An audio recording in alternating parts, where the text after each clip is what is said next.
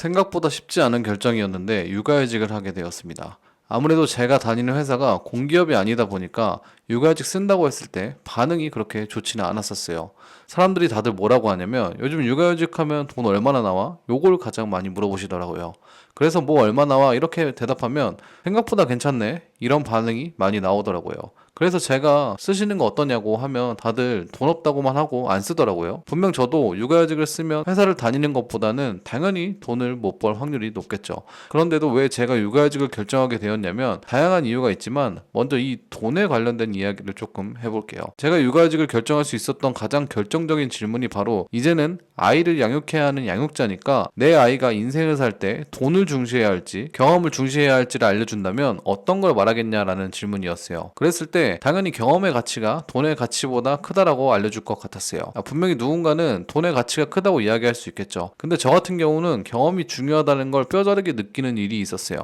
대학교 다닐 때 저희 학과랑 연계되어 있는 프랑스에 있는 자매 학교가 있었어요. 그래서 갈 수 있는 기회가 있었는데 당시에 집안 사정이 엄청 넉넉하고 그런 상황이 아니었죠. 교환학생이니까 등록금은 똑같은데 프랑스에서 생활하려고 하면 물가가 너무 비싸서 사실상 한국에서 학교를 다니는 것보다 2배가 넘는 금액이 드는 상황이었어요. 그래도 부모님이 가고 싶으면 보내준다고 하셨었는데 그 당시에는 부담도 되고 돈이 아깝다라는 생각이 컸었죠. 그래서 결국 안 가게 되었어요. 근데 제가 회사에 취업하고 나서 프랑스로 유럽 여행을 가게 되었는데 그 기점으로 제 인생이 많이 달라졌어요. 정말 다양한 사람들이 다양한 삶의 방식으로 산다는 걸 여행을 가서 알게 되었죠. 그래서 삶의 회사만 있는 게 아니라 회사 외적으로도 재밌고 할 게 많다라는 걸 느끼면서 그때부터 다양한 걸 시도해봤던 것 같아요. 퇴근하고 SNS, 유튜브, 투자, 개인 사업 여러 가지를 해보면서 나랑 진짜 맞는 게 어떤 건지도 알게 되었어요. 어떻게 보면 프랑스 여행을 일찍 갔더라면 이러한 경험들을 더 빨리 할 수 있지 않을까라는 생각을 했었어요. 그래서 경험 가치가 더 높다고 생각하게 되었고요.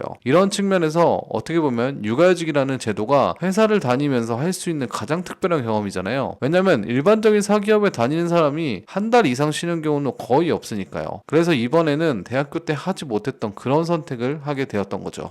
근데 그거 너무 이상적인 이야기 하는 거 아니냐. 다달이 고정 비용이 있고 심지어 아이를 낳고 나면 더 많은 비용이 들어갈 텐데 꿈 같은 이야기 아니야? 라고 이야기하실 수 있어요. 저도 그 말에 동의합니다. 그래서 이 경험의 가치가 돈의 가치보다 높일 수 있는 명확한 상황을 만들어 줘야 된다고 생각했었어요. 그렇게 하기 위해 가장 필요한 것이 명확한 목표였어요. 제가 육아휴직을 사용한 지 한 달 정도가 됐는데 휴직을 하기 전에 가장 큰 경험의 가치는 아이와의 애착 형성과 아이가 커가는 과정을 직접 느낄 수 있다는 것. 이것은 돈도 주고 살 수 없기 때문에 이것에 온전히 시간을 쏟자라고 생각했었어요. 근데 막상 제 아이가 순해서 그런 건지 모르겠지만 잘 자고 잘 먹고 잘 싸고 하니까 생각보다 틈나는 시간이 굉장히 많더라고요. 육아휴직을 한 첫 번째 목표가 아이다 보니까 이 틈나는 시간에 쉬어야 된다는 생각에 유튜브 보고 드라마 보면서 시간을 허비해 버리더라고요. 육아하시는 분들은 공감하실 거예요. 아이 트름시키거나 아이 자고 있을 때 습관처럼 유튜브 보게 되는 거. 문제는 이게 계속 습관이 되다 보니까 아이를 보고 있지 않을 때도 유튜브를 더 보게 되더라고요. 아이, 유튜브, 넷플릭스 이 생활이 계속 반복되다 보니까 자존감이 낮아지는 느낌이 들었어요. 실제로 산후 우울증을 겪는 원인에 대해 조금 찾아보니까 다양한 요인이 있지만 그중에서 이 자아 정체성의 변화와 자기 효능감 저하가 산후 우울증에 걸린 사람들의 30%에서 발견되었다고 해요. 아무래도 육아를 하면서 개인적인 목표, 경력, 취미와 같은 자기 발전의 기회가 줄어들면서 이런 감정들을 많이 느낄 수밖에 없겠죠. 근데 저도 이런 감정을 느끼더라고요. 아이를 잘 케어하고 추억을 만들고 이런 것들에 대한 보람도 굉장히 있지만 개인적인 성취감이 없어서 그런지 자존감이 계속 낮아지더라고요. 그래서 이 경험의 가치를 높이기 위해서는 육아를 위한 목표뿐만 아니라 개인적 성취감을 느낄 수 있는 목표도 동시에 가져가야 된다고 생각하게 되었죠. 제가 육아를 하고 틈나는 시간을 조금 계산을 해보니까 그 틈나는 시간이 딱 직장을 다녔을 때 퇴근하고 나서의 시간 정도 5시간에서 3시간 정도 되는 것 같더라고요. 그래서 그 시간을 최대한 나의 새로운 성취감을 만들 수 있는 시간으로 활용하기 위해 회사를 다닐 때 하지 못한 것들에 대한 목표를 잡아보려고 했어요. 경험의 가치가 돈의 가치를 이기기 위해서는 직장을 다닐 때 하지 못하는 것들을 하는 것이 맞다고 생각했거든요. 그래서 제가 회사를 하고 싶은데 하지 못했던 것들을 조금 나열해 봤어요. 가장 첫 번째는 책을 최대한 많이 읽는 것.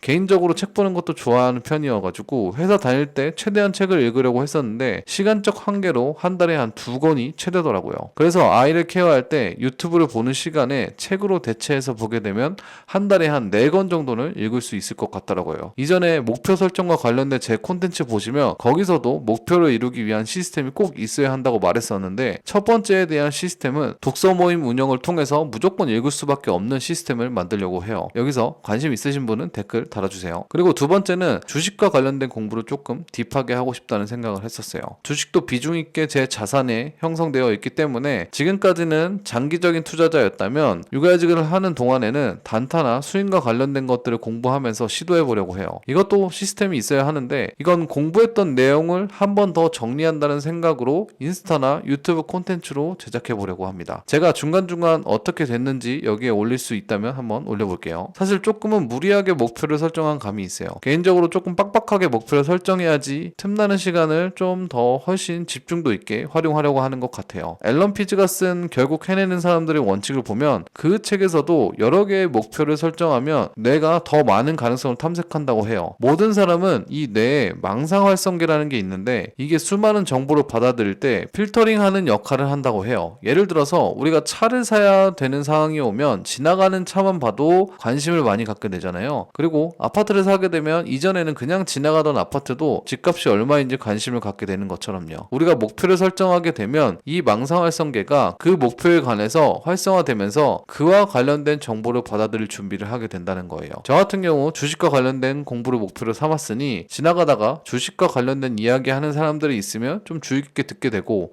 유튜브에 주식 관련 콘텐츠가 나오게 되면 클릭할 확률이 높아지게 되는 거죠. 결론적으로 저는 이러한 개인적 목표를 통해서 경험적 가치를 돈의 가치보다 높게 끌어올려서 휴직 기간을 알차게 조금 보내보려고 합니다.